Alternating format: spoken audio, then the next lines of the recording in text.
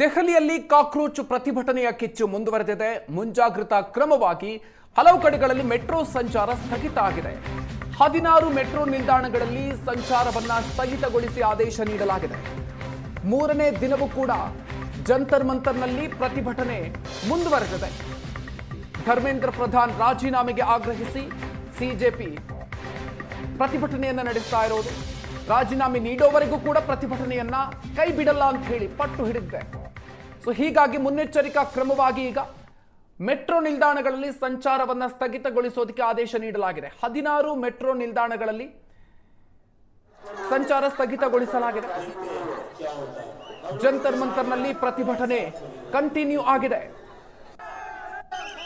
ಧರ್ಮೇಂದ್ರ ಪ್ರಧಾನ್ ರಾಜೀನಾಮೆಯನ್ನ ನೀಡಲೇಬೇಕು, ಅಲ್ಲಿವರೆಗೂ ಕೂಡ ಈ ಹೋರಾಟದಿಂದ ಹಿಂದಕ್ಕೆ ಸರಿಯೋದಿಲ್ಲ ಅಂತ ಹೇಳಿ ಪ್ರತಿಭಟನಾಕಾರರು ಸ್ಪಷ್ಟವಾಗಿ ಹೇಳ್ತಾ ಇದ್ದಾರೆ. ಸಾವಿರಾರು ಸಂಖ್ಯೆಯಲ್ಲಿ ವಿದ್ಯಾರ್ಥಿಗಳು, ಸಿಜೆಪಿ ಕಾರ್ಯಕರ್ತರು ಆಗಮಿಸಿ ಈ ಹೋರಾಟವನ್ನು ನಡೆಸ್ತಾ ಇರೋದು.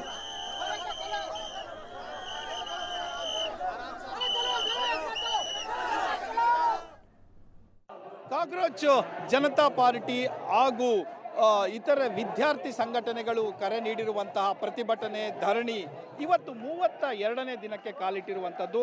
ನಾವು ಪ್ರಸ್ತುತ ದೆಹಲಿಯ ಜಂತರ್ ಮಂತರ್ನಲ್ಲಿದ್ದೇವೆ. ಯಾವ ರೀತಿಯ ಚಿತ್ರಣ ಇಲ್ಲಿದೆ ಅನ್ನುವಂಥದ್ದನ್ನ ನಮ್ಮ ಏಷ್ಯಾನೆಟ್ ಸುವರ್ಣ ನ್ಯೂಸ್ ವಾಹಿನಿಯ ವೀಕ್ಷಕರಿಗೆ ತೋರಿಸುವಂತಹ ಒಂದು ಪ್ರಯತ್ನ.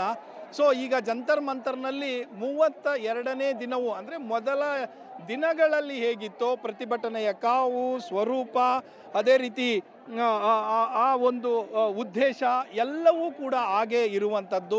ಮೊನ್ನೆ ತನಕ 22 ದಿನಗಳ ಕಾಲ ಅಂದರೆ 32ನೇ ದಿನ ಇವತ್ತು, 22 ದಿನಗಳ ಕಾಲ ಸೋನಂ ವಾಂಗ್ಚುಕ್ ಅವರು ಕೂಡ ಒಂದು ರೀತಿ ಬೆಂಬಲವನ್ನು ಸೂಚಿಸಿದ್ರು. ಅದರ ಜೊತೆಗೆ ಉಪವಾಸ ಸತ್ಯಾಗ್ರಹ ಹಮ್ಮಿಕೊಂಡಿದ್ರು. ಅವರು ಹಾಸ್ಪಿಟಲೈಸ್ಡ್ ಆದಮೇಲೆ ಅಭಿಜಿತ್ ದೀಪ್ಗೆ ಅದನ್ನು 2 ದಿನಗಳ ಕಾಲ ಕಂಟಿನ್ಯೂ ಮಾಡಿದರು. ಈಗ 32ನೇ ದಿನವೂ ಕೂಡ ಮುಂದುವರೆದಿರುವಂಥದ್ದು. ಮೊನ್ನೆ ಏನು ನಡೀತು, ವಿದ್ಯಾರ್ಥಿಗಳ ಮೇಲೆ ಹಲ್ಲೆ ಮತ್ತು ಲಾಠಿ ಚಾರ್ಜ್, ಅಶ್ರುವಾಯು ಪ್ರಯೋಗ, ಇವುಗಳೆಲ್ಲದರ ನಡುವೆಯೂ ಕೂಡ ಸರ್ಕಾರ ಒಂದು ರೀತಿಯಲ್ಲಿ ಯೋಚನೆ ಮಾಡಿತ್ತು ಇಲ್ಲಿಗೆ ತಣ್ಣಗಾಗತ್ತೆ ಅನ್ನುವಂಥದ್ದು. ಆದರೆ ಅವತ್ತಿನಿಂದಲೂ ಕೂಡ ಆ ಘಟನೆ ನಡೆದ ಬಳಿಕವೂ ಕೂಡ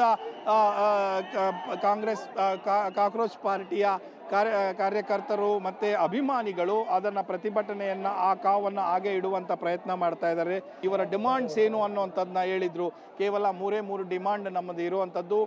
ಒಂದು, ಧರ್ಮೇಂದ್ರ ಪ್ರಧಾನ್ ರಾಜೀನಾಮೆ ಇಸ್ತೀಫಾ ಕೊಡಬೇಕು ಅನ್ನುವಂಥದ್ದು. ಎರಡನೇದು, ಪ್ರಮುಖವಾಗಿ ಯಾರು ಈ ಒಂದು ಘಟನೆಯಲ್ಲಿ ಆತ್ಮಹತ್ಯೆಗೆ ನೀಟ್ ಸೋರಿಕೆಯಿಂದ, ಪೇಪರ್ ಸೋರಿಕೆಯಿಂದ, ಪ್ರಶ್ನೆ ಪತ್ರಿಕೆ ಸೋರಿಕೆಯಿಂದ ಆತ್ಮಹತ್ಯೆ ಮಾಡಿಕೊಂಡಿದ್ರು, ಆ ಕುಟುಂಬಗಳಿಗೆ ಕನಿಷ್ಠ ತಲಾ 1 ಕೋಟಿ ರೂಪಾಯಿ ಘೋಷಣೆ ಮಾಡಬೇಕು. ಆಮೇಲೆ ಈ ವ್ಯವಸ್ಥೆಯನ್ನು ಸರಿಪಡಿಸಬೇಕು.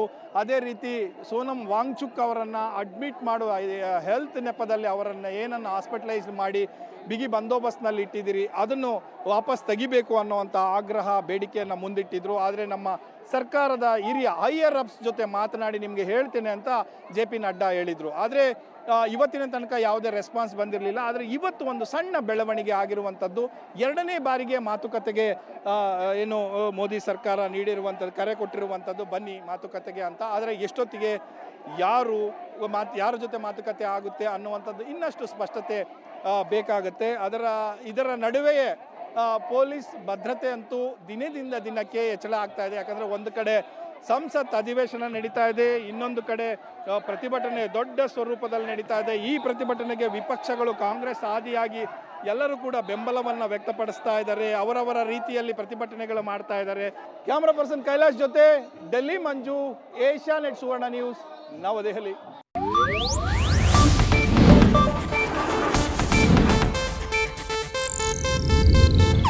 ಇದು ಏಷ್ಯಾನೆಟ್ ನ್ಯೂಸ್ ನೆಟ್ವರ್ಕ್ ಪ್ರಸ್ತುತಿ.